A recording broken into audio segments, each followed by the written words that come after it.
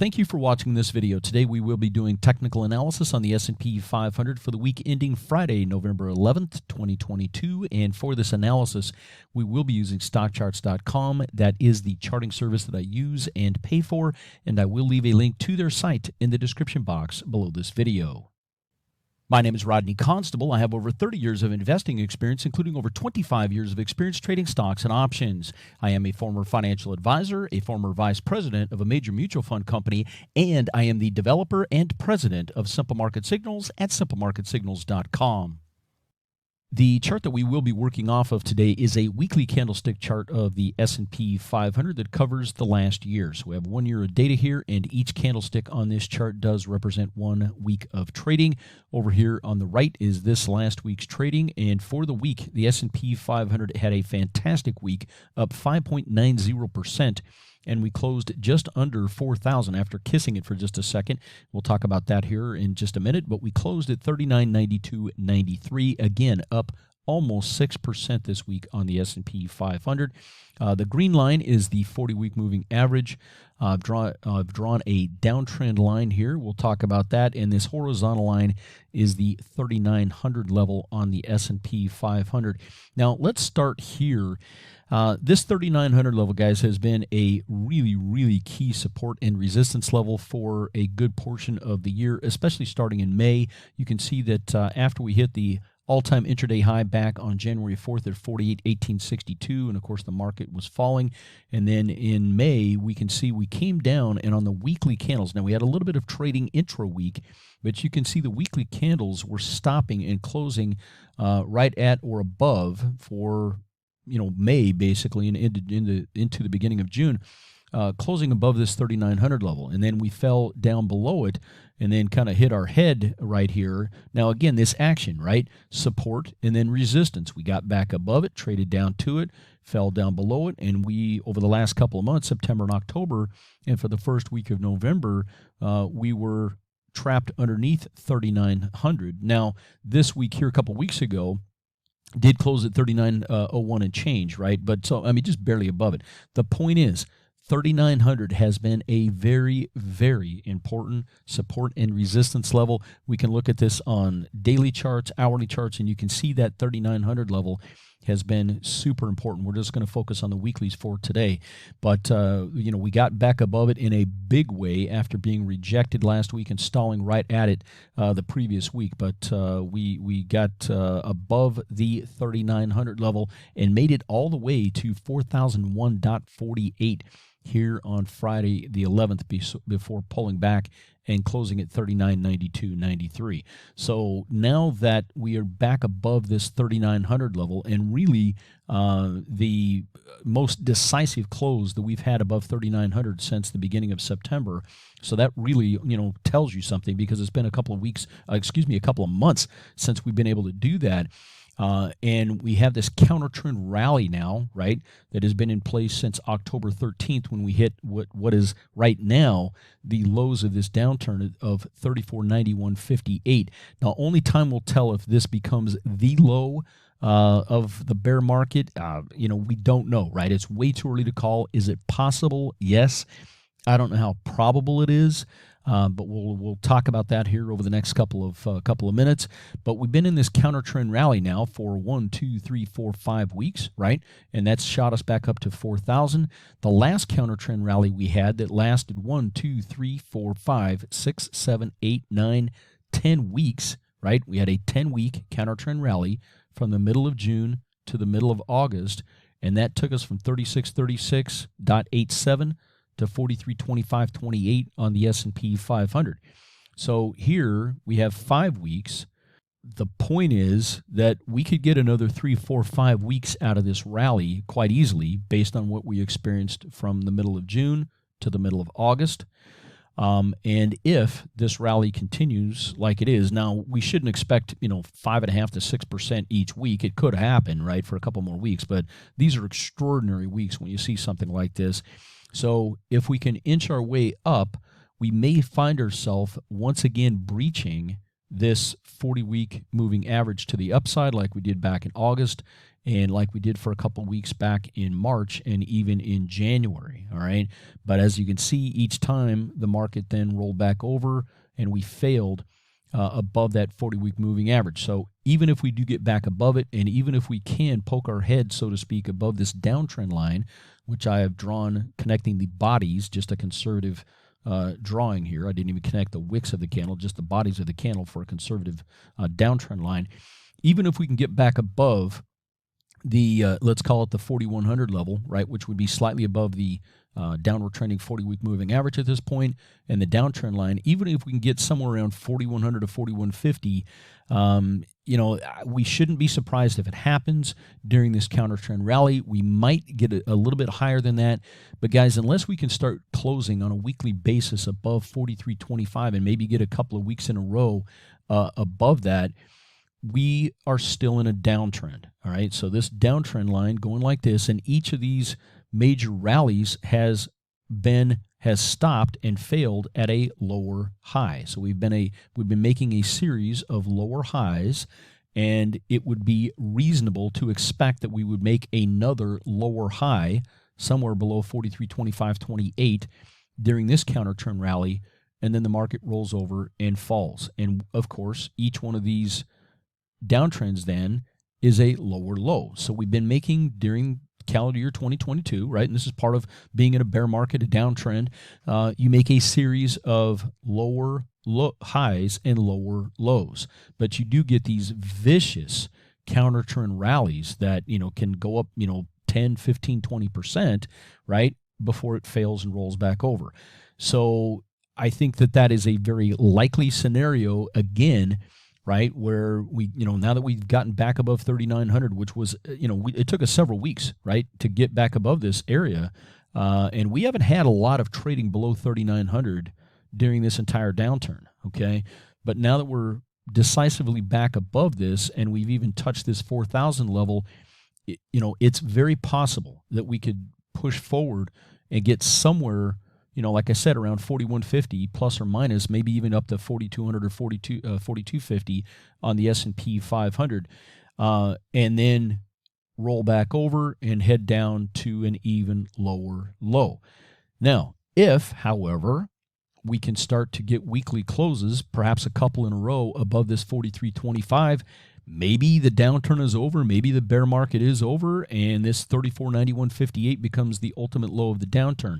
I think it would be a little convenient, and it would be a little unusual given the backdrop of everything we have going against us, right, from a macroeconomic perspective, supply chain issues, threats of unions, in that would, shutting down and going on strike that would further exacerbate the problems in the supply chains.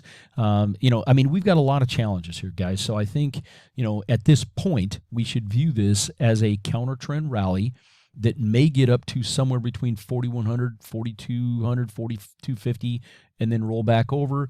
And then we should at least prepare ourselves to head even lower than this 34.9158 at some point in the future. All right.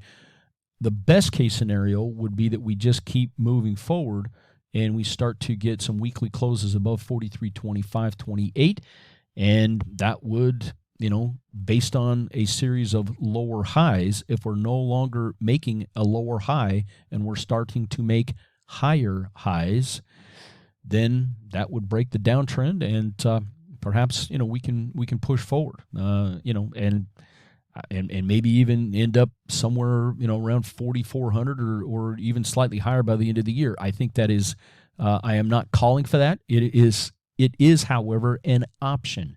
Okay, based on the way the market is trading, I think it's it would be unusual if that would happen. It still doesn't mean the worst is behind us, right? Given the backdrop of what's against us. So we touched on a few of those things, but technically this is the setup. And if we had a 10-week rally back from June through August, it's completely possible that we could get 10 weeks, and we're 5 weeks into this, out of this counter trend rally as well. The question then becomes, just to kind of recap this, does this then roll over and head lower, or did this 34, kissing of this 3,500 level, which any of you that have watched my videos for any length of time know that I was telling you how important this 3,500 level was. Does literally a 10-minute breach of 3,500 that kicked off this counter trend rally, is that enough to end the bear market? It would be pretty nice and pretty convenient if that were the case. Only time will tell, guys. I can't predict the future, nor can anybody else. All right.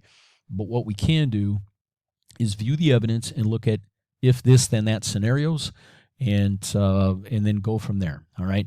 So right now, the market is in a counter trend rally.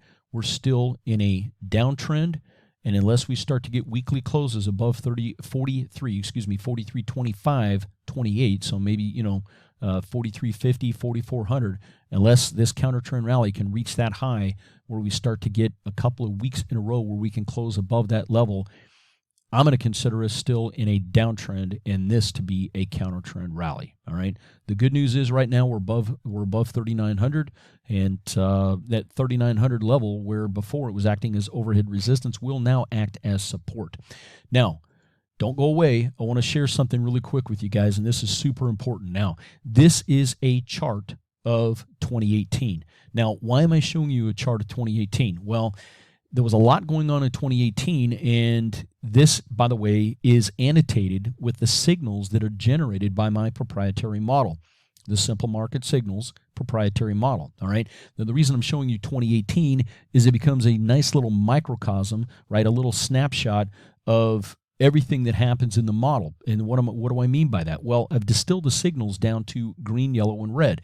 And 2018 had a mixture of everything. Not every year does, right? Some years are, green and yellow only. Some years are, red and yellow only. But 2018 had it all, and so it makes it really easy for me to explain how this works and how it can benefit you. Now, we can see here, to start off with, that 2018, it was a negative year in the market. We were down 4.38% total return. So that means price action and dividends added back in. All right. So I'm being very fair about the data. We were down 4.38%.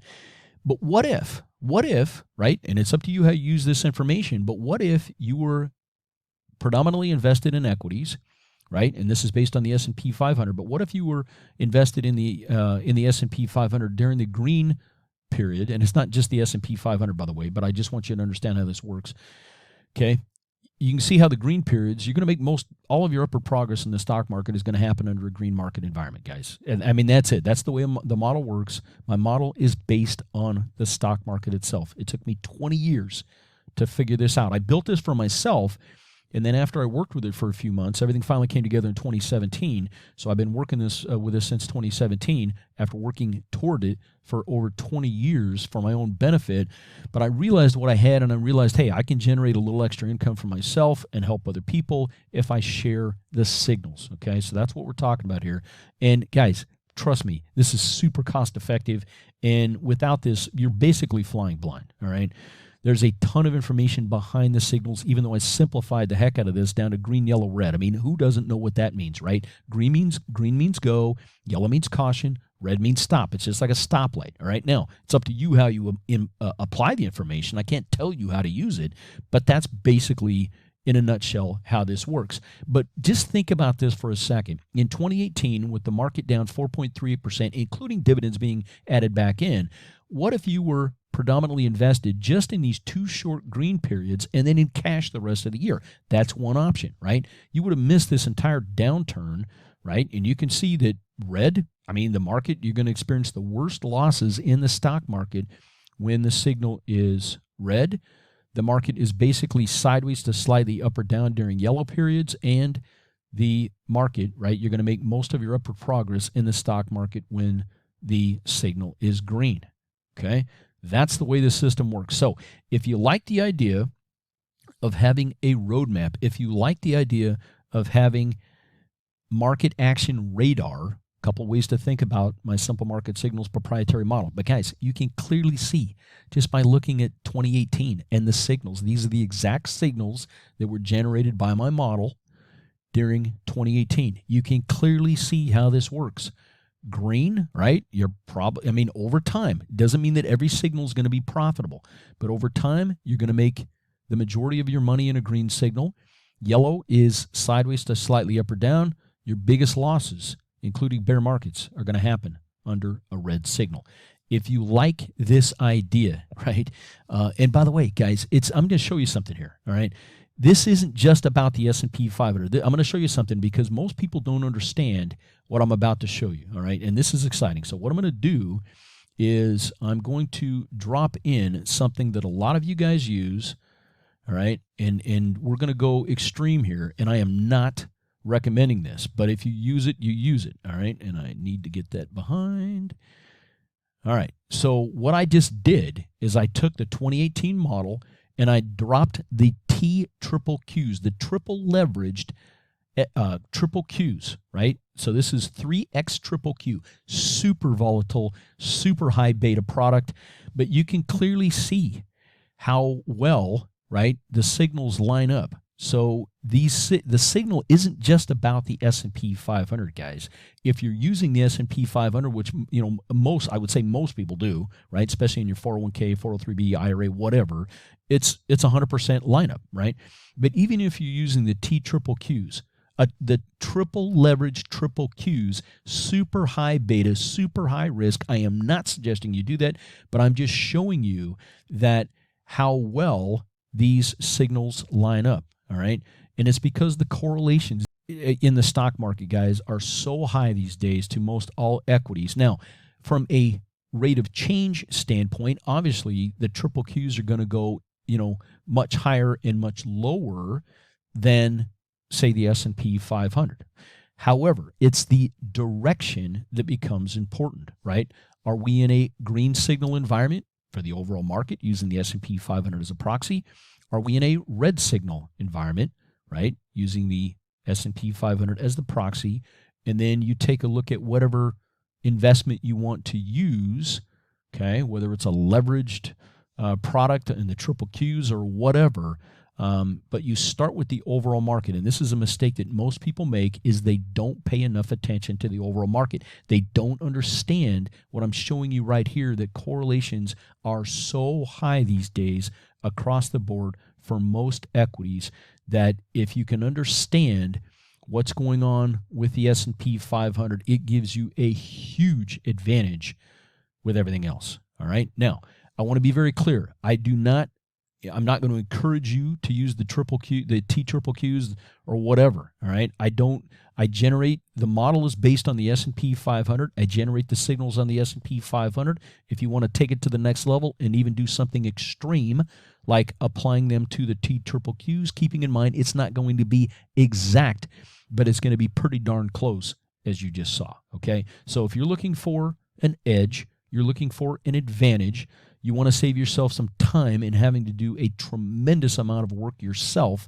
you can start by piggybacking on what I've already done, and I deliver these signals every single week to my subscribers, and guys, for pennies a day, all right? So if you like the idea, you like what you just saw, stay tuned to the rest of the video, but don't click out of this, guys. I mean, do yourself a favor, right? This is going to make for those of you that will use the information and embrace it, it could make a huge difference for you going forward in both up and down markets as well as sideways markets, right? Because it gives you realistic expectations as to what you might expect from the market based on what the signal is, all right? So if you like what you just saw, you like what you just heard, pay close attention to the balance of this video. Do you manage any of your own money, including in your 401k or IRA? Are time and money important to you? If time and money are important to you, then simple market signals should be important to you as well. Simple market signals is for business owners, busy corporate executives, and other professionals who want to cut through the stock market BS and get down to the facts. If you value your time, if you value your money, you need simple market signals. Simple Market Signals is based on a proprietary formula developed by a former financial services professional with decades of real-world experience. Simple Market Signals is equity investing information simplified. Simple Market Signals saves you time and helps you understand market trends and risk management in a way few enjoy. Just try it. There's no contracts. You can cancel anytime, and a subscription to this information is less than 67 cents per day, and it's priced way less than it should be for the value it brings. To learn more, go to simplemarketsignals.com and watch this video that's on our homepage. So again, go to simplemarketsignals.com and watch this video that's on our homepage. Again, that website is simplemarketsignals.com.